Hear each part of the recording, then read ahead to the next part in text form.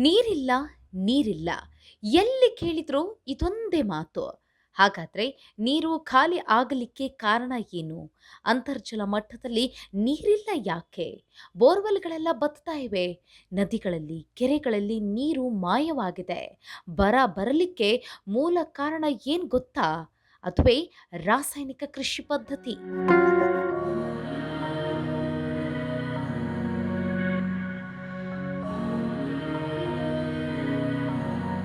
ಈ ಹಿಂದೆ ನಮ್ಮ ಗುಡ್ ಮೈಂಡ್ಸ್‌ನ ಹಲವು ವಿಡಿಯೋಗಳಲ್ಲಿ ನಾವು ಸಾವಯವ ಕೃಷಿಯಿಂದ ಅಂತರ್ಜಲ ಮಟ್ಟ ಹೇಗೆ ಸಮೃದ್ಧವಾಗಿರುತ್ತದೆ, ಹಾಗೆ ಮಣ್ಣಿನಲ್ಲಿ ನೀರು ಇಂಗುವ ಶಕ್ತಿ ಹೆಚ್ಚಾಗುವುದರ ಕುರಿತಾಗಿ ಹಲವಾರು ವಿಡಿಯೋಗಳನ್ನು ಮಾಡಿದ್ದೀವಿ. ಆದರೆ ಪರಿಸ್ಥಿತಿ ಇಷ್ಟು ಪ್ರಮಾಣದಲ್ಲಿ ಬಿಗಡಾಯಿಸಿರೋದ್ರಿಂದ ಮತ್ತೆ ನೀರಿನ ಮೌಲ್ಯದ ಅರಿವನ್ನ ಮೂಡಿಸೋ ಪ್ರಯತ್ನವನ್ನ ಮಾಡಲಿಕ್ಕೆ ಈ ವಿಡಿಯೋವನ್ನ ಮಾಡಿದ್ದೇವೆ.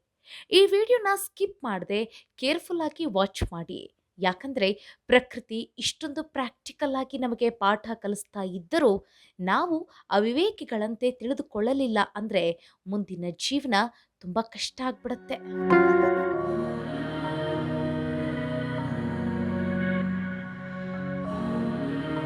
ಹೌದು ವೀಕ್ಷಕರೇ, ಇವತ್ತಿನ ದಿನಮಾನಗಳಲ್ಲಿ ರೈತರು ಅತಿ ಹೆಚ್ಚಾಗಿ ರಾಸಾಯನಿಕ ಕೃಷಿಯನ್ನ ಮಾಡ್ತಾ ಇರೋದ್ರಿಂದ, ರಾಸಾಯನಿಕ ಗೊಬ್ಬರಗಳನ್ನ ಬಳಕೆ ಮಾಡ್ತಾ ಇರೋದ್ರಿಂದ ಮಣ್ಣಿನಲ್ಲಿರುವಂತಹ ಸೂಕ್ಷ್ಮಾಣುಜೀವಿಗಳು, ಎರೆಹುಳುಗಳ ಸಂಖ್ಯೆ ಕಡಿಮೆ ಆಗ್ತಾ ಇದೆ. ಹೀಗಿರುವಾಗ ಮಣ್ಣಿನಲ್ಲಿ ಜೈವಿಕ ಚಟುವಟಿಕೆ ಇಲ್ಲದೆ ಮಣ್ಣು ಸಮೃದ್ಧವಾಗಿ ಮೃದುವಾಗಿ ಇರಬೇಕಾಗಿರುವಂತಹ ಮಣ್ಣು ಇವತ್ತು ರಾಸಾಯನಿಕ ಬಳಕೆಯಿಂದಾಗಿ ಗಟ್ಟಿಯಾಗಿದೆ, ಕಲ್ಲಾಗಿದೆ. ಹೀಗಿರುವಾಗ ಮಣ್ಣಿನ ಮೇಲೆ ಇರುವಂತಹ ನೀರು ಮಣ್ಣಿನ ಆಳಕ್ಕೆ ಇಳಿಯದೆ ಆವಿಯಾಗಿ ಮೋಡ ಆಗ್ತಾ ಇದೆ. ಹಾಗಾದ್ರೆ ಅಂತರ್ಜಲ ಮಟ್ಟವನ್ನ ಸಮೃದ್ಧಿ ಮಾಡಬೇಕು, ನೀರನ್ನ ಉಳಿಸ್ಬೇಕು ಅಂತ ಅಂದ್ರೆ ಈಗಲೂ ಪರಿಹಾರ ಇದೆಯಾ ಅಂತ ಕೇಳಿದ್ರೆ ನಿಜಕ್ಕೂ ಇದೆ. ಆದರೆ ಎಲ್ಲ ರೈತ ಬಾಂಧವರು ಧೈರ್ಯ ಮಾಡಿ ಸಾವಯವ ಕೃಷಿಯನ್ನ ಒಪ್ಕೊಂಡ್ರೆ ಮಾತ್ರ.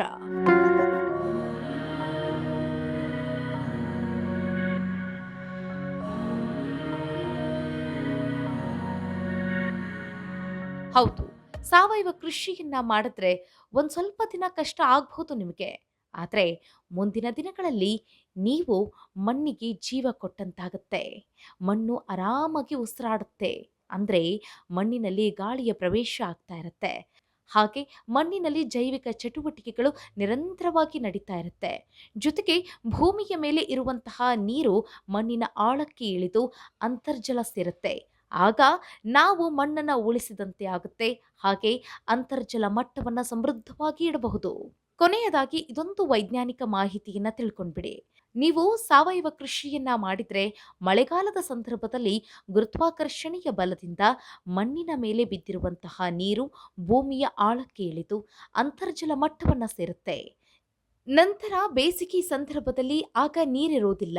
ಆ ಸಂದರ್ಭದಲ್ಲಿ ಭೂತಾಯಿ ತನ್ನ ಒಡಲಲ್ಲಿ ಸುರಕ್ಷಿತವಾಗಿ ಕಾಯ್ದುಕೊಂಡಿರುವಂತಹ ಆ ಅಂತರ್ಜಲದ ನೀರು ಕೇಶಾಕರ್ಷಣೆಯ ಮೂಲಕ ಬೇರಿಗೆ ಸಿಗುತ್ತೆ. ಆಗ ಕೃಷಿ ಜೀವನ ನೆಮ್ಮದಿಯಿಂದ ಇರುತ್ತೆ. ಮುಂದಿನ ವಿಡಿಯೋದಲ್ಲಿ ಸಿಗೋಣ.